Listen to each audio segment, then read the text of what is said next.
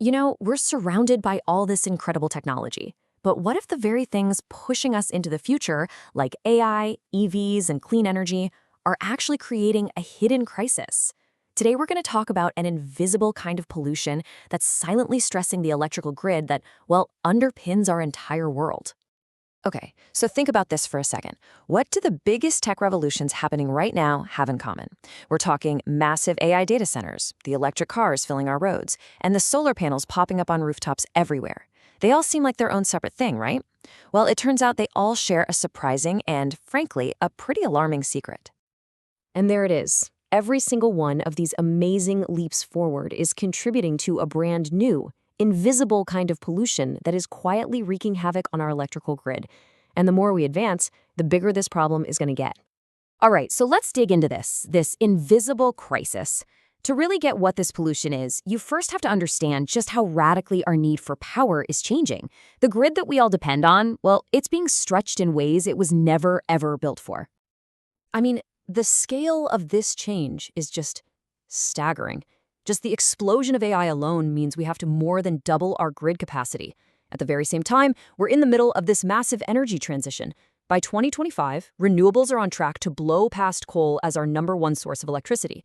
So you have this perfect storm of huge new demand and totally new energy sources. And that's what's creating this invisible electrical pollution. So what is this stuff exactly? Well, the engineers have a name for it. They call it Supraharmonics. And honestly, it's kind of the villain of our story today. Okay, the easiest way to think about it is like this. A perfect electrical current is supposed to be a nice, smooth, clean wave. But superharmonics are like high-frequency jitters, this jagged electrical noise that gets smeared all over that clean wave. It's happening in a frequency range between 2 and 150 kilohertz, and it's being generated by the exact same power electronics that make all our modern tech work. And here's the kicker. This noise isn't coming from some far-off factory. It's being created literally all around us, every single day. The inverters and solar panels, the DC fast chargers for our EVs, even the power supplies running the data centers. All of these essential modern devices are pumping this pollution right back into the grid. And this is the really crucial part. Our tech has just shot forward, but the rules? They're stuck in the past. The standards that are supposed to keep our power quality high were written way before this was a widespread issue. They just don't cover the superharmonic range.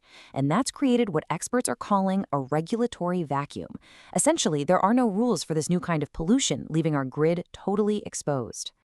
Okay, so this is where things start to get, well, pretty serious. An unregulated, invisible problem might not sound so bad, but this electrical noise has some very real and very expensive consequences. So you might be thinking, why do I care about a little bit of jitter on a power line? Well, because that jitter, it translates directly into physical damage, wasted energy, and sometimes catastrophic failures. All right, let's start with the literal backbone of the grid, the cables. Superharmonics cause the insulation around them to overheat, and that dramatically shortens their lifespan. We're talking a reduction of anywhere from 25% all the way up to a jaw-dropping 80%. Just think about that. That's like having to replace your entire infrastructure 4 times more often. The cost is just enormous. On top of that, this noise wastes a truly massive amount of energy. It makes something called the skin effect a lot worse, which basically forces electricity to the outside of a cable. It's kind of like trying to shove the same amount of water through a much smaller pipe. It's just inefficient. Cleaning up this noise can lead to energy savings of 15 to 30%. That's just pure wasted energy, all because of this electrical pollution.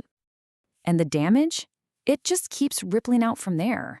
In hospitals, really sensitive equipment like CT scanners, MRIs, and ECGs can start to malfunction. In data centers, it's causing data errors and hardware failures. On the factory floor, it leads to sudden, completely unpredictable shutdowns.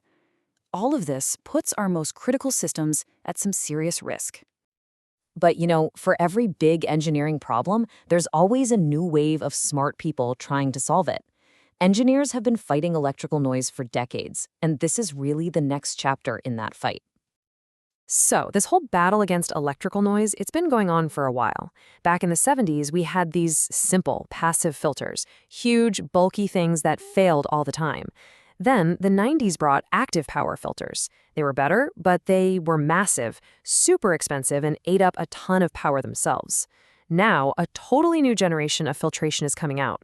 Super compact, energy-free devices built specifically to tackle this superharmonic problem. And when you put the old and the new side by side, wow, the difference is just incredible. We're talking something that's literally 1/600th of the size. But here's the real game changer. The new filters use basically zero power to run, compared to over 2,000 watts for an old active filter. It's a total paradigm shift in how we think about efficiency. Okay, so all that sounds great on paper, right? But the real question is, does it actually work out in the wild? Let's check out some of the real-world data. So check this out. This is a classic example from an air compressor.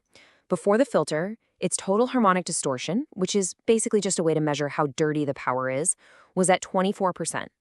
After they popped in the new filter, it dropped to just 1.74%. That's a 92% reduction in pollution, which also meant a 9.3% energy saving for that one machine. And this stuff gets even more critical when you're talking about sensitive environments, like a hospital. In a study at a hospital in Japan, they looked at the power line for an X-ray machine. What they found was that the filter got rid of nearly 100% of the huge power surges that happen when the machine fired up. Those are the kinds of surges that can wreak havoc on other sensitive equipment plugged into the same system. And look, this wasn't just a one-time fluke. We are seeing this pattern again and again across totally different industries. You've got major energy savings for a hospital chiller and a Toyota factory, a huge efficiency boost for a solar farm, and really crucial savings for a big telecom data center. The impact is it's broad and it's absolutely significant. But it's not even just about saving money on your power bill.